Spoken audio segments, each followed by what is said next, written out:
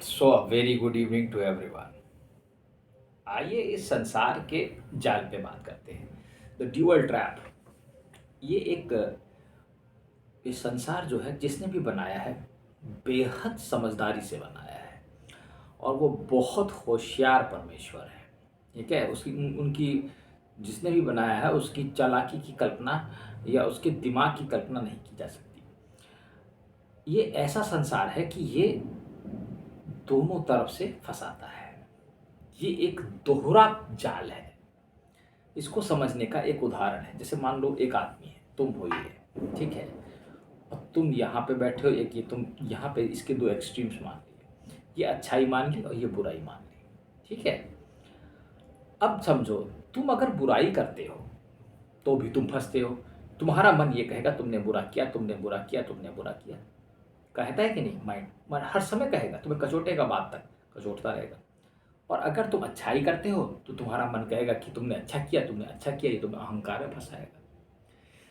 यही इसकी खूबसूरती है कि ये तुम्हें दोनों तरफ से हर चीज में फंसाता है। ये नहीं कि सिर्फ अच्छाई बुराई में फंसाएगा, ये सुख दुख में फंसाएगा, इसमें फंसाएगा। तुम सुखी हो तब भी तुम्हें फंसाएगा, तुम दुखी हो तब भी तुम्हें फंसाएगा। अच्छा करोगे तब भी फंसोगे, बुरा करोगे तब भी फंसोगे।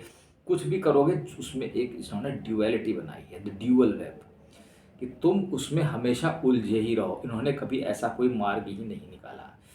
लेकिन मैं तुमसे कहूँगा इसका कोई ना कोई तरीका है। तुम इसको हर चीज़ में परख के देख सकते हो।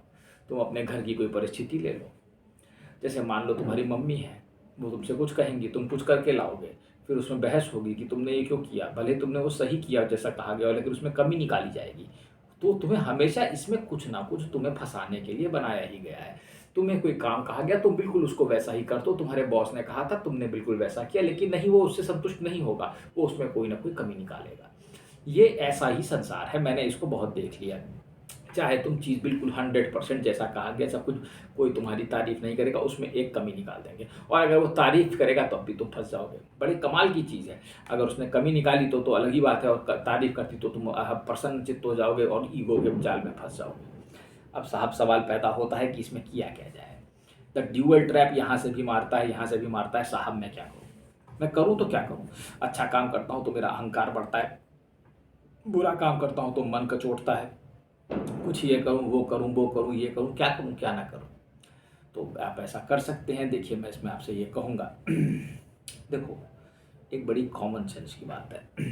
अगर ये बुराई, ये अच्छाई है और ये बुराई है, तो इसके बीच में कहीं ना कहीं कोई जगह जरूर होगी जो न्यूट्रल होगी।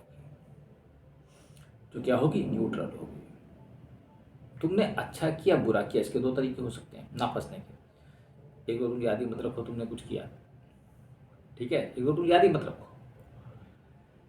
ठीक है। तुम्हें याद ही नहीं तुमने क्या किया। जीसस ने कहा है कि तुम्हारे लेफ्ट हैंड को ये नहीं पता होना चाहिए कि तुम्हारे राइट हैंड ने क्या दिया, तुम्हारे राइट हैंड को पता नहीं होता तुमने लेफ्ट हैंड से क्या किया। या तो याद ही मत रखो, this is the best way. अब अगर दूसरा याद रहता भी है, मान लो नहीं भूल रहे हो, बार बार माइंड में आ रहा है, तो इसको कहीं बीच में रखो, बीच में, ठीक है। तो तुम इसमें फंसोगे नहीं। अब या तो इसमें दो तीन चीज़ें हो सकती हैं। या तो तुम इसको देख लो, ठीक है, दूर से इसको देख लो जो तुमने किया है।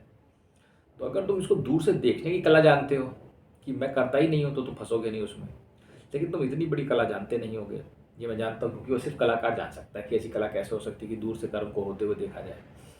तो तुम्हारे लिए क्या ठीक है? तुम्हारे लिए ठीक ये है कि तुम इसको एक मध्य मार्ग में रख के जितनी जल्दी से जल्दी हो सके उस बात को भुलाया जाए और उसको जाने दिया जाए।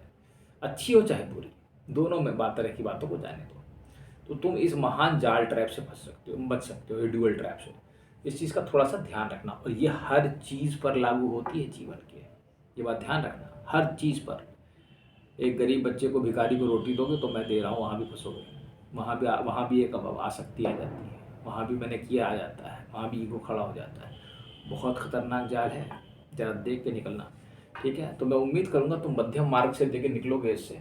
ये एक तरीका हो सकता है, और दूसरा हो सकता है कि तुम इसे देखने की कला सीख जाओ, ठीक है, कि मैं करता हूँ ही नहीं, तो तुम बिल्कुल मुक्त हो। तुम कुछ भी करो, फंसोगे ही नहीं, क्योंकि कर्म से इस संसार में बंधन उत्पन्न होता ही है। चलिए, धन्यवाद।